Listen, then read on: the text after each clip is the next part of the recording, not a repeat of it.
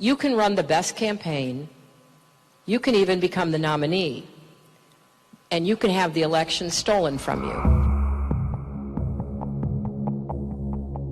How can you win with Russian interference, though? That's the real what I'm thing. scared about in 2020. But rightly. Because I think he's an illegitimate president that didn't really win. So how do you fight against that in 2020? You are absolutely right. He's an illegitimate president in my mind. Would you be my vice presidential candidate? Folks, look, I absolutely agree. Trump didn't actually win the election in 2016. He lost the election, and he was put into office because the Russians interfered. Russia interfered with our election, attacked our democracy for the sole purpose of artificially placing someone at 1600 Pennsylvania Avenue. They were successful. Trump knows he's an illegitimate president. The president-elect, although legally elected, is not legitimate. I don't see this president-elect as a legitimate president. You said you believe that Russia's interference altered the outcome of the election. I do. We have a president who, if in fact it is proven, has been assisted by the Russians and may in fact not be a legitimate president. The one thing that Trump is fearful of when it comes to his being president is that finally we will see how illegitimate his victory actually was. I have an objection. I object to the 15 votes from the state of North Carolina. I object because people are horrified. He's an illegitimate president. Our election was hijacked. There is no question. Congress has a duty to hashtag protect our democracy and hashtag follow the facts. John Lewis is completely right. There is a cloud of illegitimacy around the election of Donald Trump. The Russians interfered with his election. James Comey and the FBI interfered with his election. The fake news industry interfered with his election. Trump knows he's an illegitimate president who got illegitimate foreign help. Do you believe Trump is illegitimate president? What I believe is that there's no question that the outcome of this election was affected by the Russian interference. There absolutely is a cloud of illegitimacy. So that legitimacy is in question, yes. So that was a very tainted election, and in that sense, it's illegitimate. Why do you think the president is going to such great lengths to essentially prove that he beat you? Because he knows he didn't. He knows he's an illegitimate president. Stolen emails, stolen election. Welcome to the world of unprecedented Trump. So do you believe President Trump is an illegitimate president? Based on what I just said, which I can't retract. He tweeted in February 2018, quote, "The more we learn about the 2016 election, the more illegitimate it becomes. America deserves to know whether we have a fake president in the Oval Office." The Russian attempt to have the election, and frankly, the FBI is weighing in on the election, I think makes his election illegitimate. There was a widespread understanding that this election was not on the level. We still don't know what really happened, Isaac. I mean, there's just a lot that I think will be revealed, history will discover, but you don't win by 3 million votes and have all this other shenanigan stuff going on and not come away with an idea like, whoa, something's not right here. Seems to me that there's a cloud of illegitimacy that continues to hang over 1600 Pennsylvania Avenue. The outcome of the election was affected by their interference, and now we need to know, to what degree, if any, the Trump campaign was actually in collusion with with Russia. He knows he's an illegitimate president. So of course he's obsessed with me, and I believe that it's a guilty conscience. We actually won the last presidential election, folks. They stole the last presidential election. And Al Gore won that election. I think he won it anyway. Actually, I think I carried Florida. Al Gore won the election nationwide and also in Florida, but the Supreme Court ruled the other way. Al Gore got more votes, but not enough to stay out of the Supreme Court, where President Bush was elected 5-4. Bush versus Gore. A court took away a presidency. If all the votes were counted in Florida, that Al Gore would be president today and George Bush would be back in office. I come from Florida, where you and others participated in what I call the United States coup d'etat. In 2013, according to reports, Vice President Joe Biden, he claimed that Al Gore was the one who was elected president. And he claimed that the recount result was, quote, a bad decision. And never forget, dear friends, what they did in Florida to Al Gore and me, to all of us, to older Americans, to African Americans, to Haitian Americans, denied the right to vote and have those votes counted. I do believe that the projections were right in the first place at 7 o'clock when they called it for Gore. Let me tell you something. Without a doubt, George Bush did not carry Florida, and it was not close. There's no question that you won the state of Florida. Oh, well, thank you, Charles. No, it's a question. That's a question. We will never know because the votes weren't counted. But did, in your judgment... I mean, that's a fact. Unfortunately. Yeah. And there is no other way of saying it but be very blunt. Al Gore won the state of Florida in 2000, and we should never forget it. Most Americans, or a great many Americans, don't have confidence that the election of 2000 was fair. But I don't believe we lost. I believe we just failed to have all of the votes counted. The Supreme Court elected the president. 2004, yes. Al Gore won the state of Florida in 2000, although not the presidency. We know we won this election. They know we won this election. And Americans know we won this election. I know some people want you to believe that the Gore campaign was a campaign that wasn't able to complete its mission. We did. Had all of those votes been counted in Florida, I think Al Gore would be president today. We had more votes. We won, and we are never going to let the United States Supreme Court choose the President of the United States again. You should know by now, based on the fact that he lost the popular vote by more than 500,000 voters, and we don't know how many he lost in Florida. There's no doubt in my mind that Al Gore was elected president. I rise to object to the fraudulent 25 Florida electoral votes. Really, we won the election in 2000, but they stole the election. I must object because of the overwhelming evidence of official misconduct, deliberate fraud, and an attempt to suppress voter turnout. Enron had already helped the Bush team with such favors as ferrying their rent-a-mob to Florida in 2000 to permanently halt the counting of legally cast ballots. It is signed by myself on behalf of my diverse constituents and the millions of Americans who have been disenfranchised by Florida's inaccurate vote count. The Supreme Court, not the people of the United States, decided this election. Speaking to a Democratic group in Chicago Tuesday, he made it clear he thinks Al Gore was the winner. By the time it was over, our candidate had won the popular vote, and the only way they could win the election was to stop the voting in Florida. Catherine Harris, Jeb Bush, Jim Baker, and the Supreme Court hadn't tampered with the results, Al Gore would be president. I think that the issue before us today is not who won or should have won the 2000 presidential election. That issue has been settled, not to my belief, but it has been settled.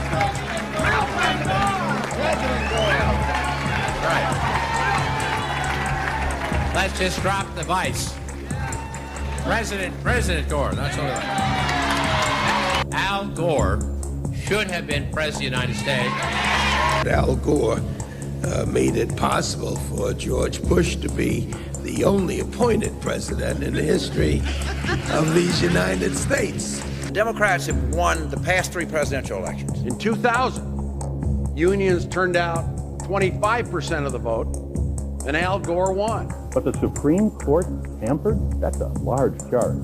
The Supreme Court stopped the counting of the votes, and if they'd let the count go on, Al Gore would have got the necessary votes. The Supreme Court selected George W. Bush as the president. He was not elected. There is overwhelming evidence that George W. Bush did not win this election. What I observed as a voter, as a citizen of Illinois 4 years ago, were troubling evidence of the fact that not every vote was being counted. I don't think that George W. Bush won the election in 2000 against Al Gore, because I think he probably lost Florida and also that nationwide. If you invite me back on this show in about 8 weeks, I think you're going to learn that Al Gore actually did get all the votes there. I felt what happened in Florida was a carefully worked out conspiracy. That many things could not go wrong in one state without there having been a conspiracy. And many different things did go wrong. Many tricks were pulled of various kinds. The vice president did win, but and I do believe that the majority of voters that intended to go to polls last year wanted to vote and cast their votes for Al Gore. I do believe that in terms of Florida as well. The court has been thwarting formation of the popular will, the most spectacular example being Bush versus Gore, where the majority, by a 5-4 vote, enjoined the counting of more than 100,000 ballots in Florida and essentially gave America its first court-appointed president. Even though Al Gore won the election, he won't take office. That election was stolen from the rightful winner. So, Mr. Speaker, I'm here today to talk about a stolen presidential election. I think in 2000, everybody thought, well, he did win the election, Al Gore. He started dividing America here in Florida by trying to take an election that I think any reasonable person would say he hadn't actually won. What happened in Florida will go down in history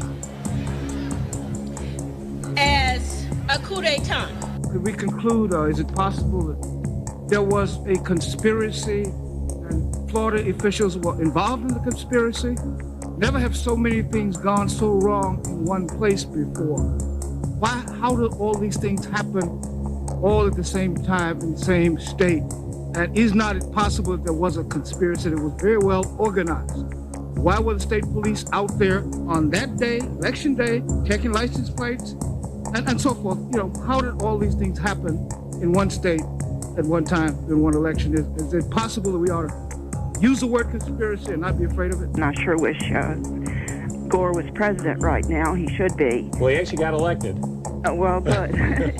A battle that by the will of the people should have ended in victory. But tens of thousands of Florida votes either were not counted or tossed out in the 2000 presidential election. 5 Supreme Court justices trumped the votes of 51 million Americans. We should have let the entire state be recounted so that it was clear that Al Gore actually won the state of Florida. And Al Gore won the election. We had the election stolen from us. And you must admit that. They stole it. And we need a leader to help us get revenge. I voted for Al Gore. He won the election. They usurped the powers of the Florida Supreme Court and intervened. It was a fix as far as we're concerned. You know, there's no polite way to talk about it except the fix was in. After the election, when you stole the election, you came back here and said, get over it. No, we're not going to get over it. You know it, I know it, they know it.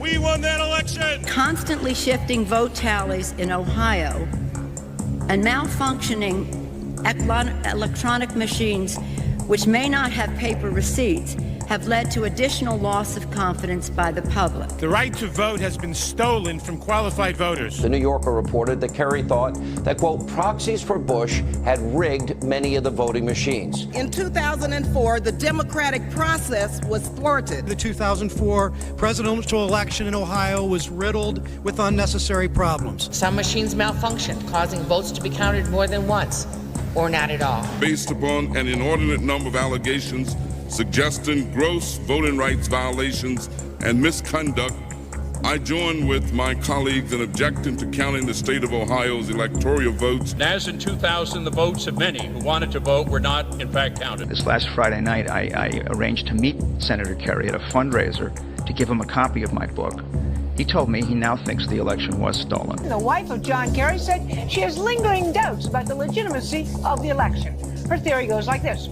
2 brothers, she calls hard right Republicans, own 80% of the voting machines in the U.S. Therefore, it would be easy to hack into the mother machines that control the electronic voting. There were numerous irregularities in Ohio, including large percentages of rejections of provisional balloting, problems with voting machines. As we look at our election system, I think it's fair to say that there are many legitimate questions about its accuracy, about its integrity. There are still legitimate concerns over the integrity of our elections. The question, obviously, is how many instances were not caught that we don't know about? Number one, we've seen a lot of what I'll call honest glitches where it just didn't work right. But also that these machines are hackable. A dishonest employee of the vendor, or a dishonest employee of a local board of elections, or simply someone who knows electronics and has a computer at home. Could hack into these machines and put in a secret instruction to disregard every 20th Democratic vote or add 10% to the Kerry or to the Bush vote or whatever. And you might not ever know it. I agree with tens of millions of Americans who are very worried that when they cast the ballot on an electronic voting machine, that there is no paper trail to record that vote. The numerous irregularities that occurred with the electronic voting machines in Ohio on November the 2nd of last year point to an unresolved national crisis. We cannot declare that the election of November 2nd, 2004 was free and clear and transparent and real. There must be independent testing of the voting machines used in Ohio. I'm not confident that the election in Ohio was fairly decided. We know that there was substantial voter suppression, and the machines were not reliable. The members of Congress who have brought this challenge are speaking up for their aggrieved constituents, many of whom may have been disenfranchised in this process. Treating today's electoral vote count in Congress as a meaningless ritual would be an insult to our democracy unless we registered our own protest against the obviously flawed voting process that took place in so many of our states. Voters who wish to cast a vote for president or vice president can't approach the polls with certainty that their vote will be counted. One of the most significant problems in Ohio and in many other states was the lack of measures to ensure the integrity of electronic voting machines. In 2004, they caused Democratic voters in Ohio to wait for 8 hours before they could cast their ballot.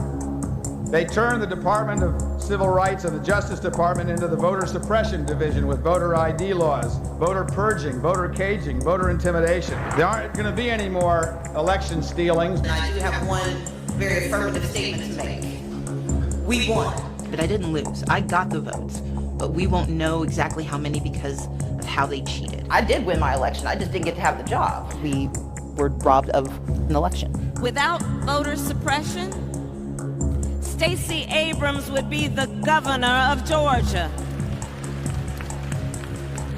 Andrew Gillum is the governor of Florida. Using the word rigged, using the word steal, do you think it's dangerous going into 2020? I don't, because we can actually back it up. And so in response to what I believe was a stolen election, and I'm not saying they stole it from me, they stole it from the voters of Georgia. In fact, someone outside asked me if I'm ever going to concede. The answer is no. If she'd had a fair election, she already would have won. This is not a speech of concession. Because concession means to acknowledge an action is right, true, or proper. And I will not concede because the erosion of our democracy is not right. You refuse to concede and say that you lost. Do you stand by that decision today? Absolutely. If Stacey Abrams doesn't win in Georgia, they stole it. It's clear. It's clear. Steal your election. It was not a free and fair election. I think the election was stolen from the people of Georgia. I believe it was stolen from the voters. I think that Stacey Abrams' election is being stolen from her. The election was not fair. The process was not fair. Thousands of Georgians had their voices stolen because they were not able to cast ballots, and they cannot be guaranteed that their votes will be counted in 2020 if we don't do this right. If what happens to you happens nationally, and we see whoever wins the Democratic nominee, if they say, actually, I can prove that there's a number of votes in every state and that the same thing that you just described happens in multiple states, should they concede? I do not think we should concede an election until we know the results of an election. I still fundamentally believed it could be fair. And that's just not how life works. If it looks like it's cheating, it probably is. If it looks like it's rigged, it probably is. She would be the governor of Georgia today had the governor of Georgia not disenfranchised 1.4 million Georgia voters before the election. That's what happened to Stacey Abrams. They took the votes away. We've been raised to believe that it is invalid, in fact, it's uncouth to call question. That if you want to run for office again, you've got to concede the election so that everyone knows you're a good sport. I'm not. You notably did not concede. I did not. Okay, you acknowledged that he won, but you did not concede. Correct. 5 months later, do you still feel like your opponent won through voter suppression? Yes. Reminder, she wrote, Brian Kemp stole the gubernatorial election from Georgians and Stacey Abrams. I said that the election was stolen from Georgia voters. The process that took place during the legislative cycle was one that did not countenance and did not pay attention to the deep and real concerns of those who watched this election be stolen in the state of Georgia. It was stolen from the voters of Georgia. Georgia voters did not have their votes counted. They were not allowed to cast votes. They had their votes discarded. It certainly gave the appearance of unfairness, and I think there was unfairness. Stacey ran a great campaign. She probably won. And it was not fair to those who filled out absentee ballots, and depending on the county you sent it to, it either was counted or not counted, assuming you received it in time. Brian Kemp oversaw for 8 years the systematic and systemic dismantling of our democracy, and that means there could not be free and fair elections in Georgia. As long as we have eligible American citizens who cannot cast a ballot, then the game is rigged. I am complicit if I say that that system is fair. Concession in the political space is an acknowledgement that the process was fair. And I don't believe that to be so. But I refuse to concede, because concession means that the process was proper, that the result was true and right, and I cannot say that. I tend to say I didn't lose, I just didn't win. And I don't call it a loss, I just didn't win. But yes, you did. Okay, officially. Yeah. Officially. Put it this way, I didn't get to get inaugurated, and that's problematic. Okay. But will I say that this election was not tainted, was not a disinvestment and a disenfranchisement of thousands of voters? I will not say that. Candidates, both black and white, lost their races because they have been deprived of the votes they otherwise would have gotten. And the clearest example is from next door in Georgia. Stacey Abrams should be governor, leading that state right now. I was joking with Beth backstage when Cliff said, she lost. I'm like, no, I just didn't win. Because we don't know what really happened because of the miasma of voter suppression. I can't know for a fact that I would be the governor of Georgia but for the malfeasance and the mismanagement of Brian Kemp, but I know it's a pretty good guess. So I can't prove that I would have won, but I know we don't know because of how he behaved. Is he the legitimate governor-elect of Georgia? He is the person who won an adequate number of votes but that's to become the governor of With all due respect, and I respect where you're coming from, and I respect the issues that you're raising, you're not answering the question. Do you think it was... You're not using the word legitimate. Is he the legitimate governor-elect of Georgia? He is the legal governor of Georgia. You see, I'm here to tell you that just because you win doesn't mean you're won. You said to me that you did not lose, you just did not win. Yes. So we're going to talk about that. Bad news is that we didn't get the victory we secured. And the thing is, we will never know empirically that I got more votes because we will never know which votes didn't get counted. This was not fair, it was not right, and it is deeply improper that someone could ascend to that role having performed so basely and so crassly against the very people he is now supposed to represent. The election was not fair, the process was not fair. So you don't feel that you lost fair and square? I do recognize I am not the governor of Georgia, but I do like to point out something that is true for me and for many in our state, and that is we won. I'm not saying it's going to be legit. It's the increase in the prospect of being illegitimate is a direct proportion to us not being able to get these reforms passed. Right-wing extremists already have a plan to literally steal the next presidential election.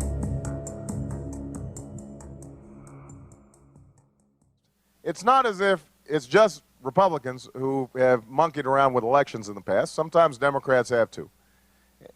Whenever people are in power, they have this tendency to try to, tilt things in their direction.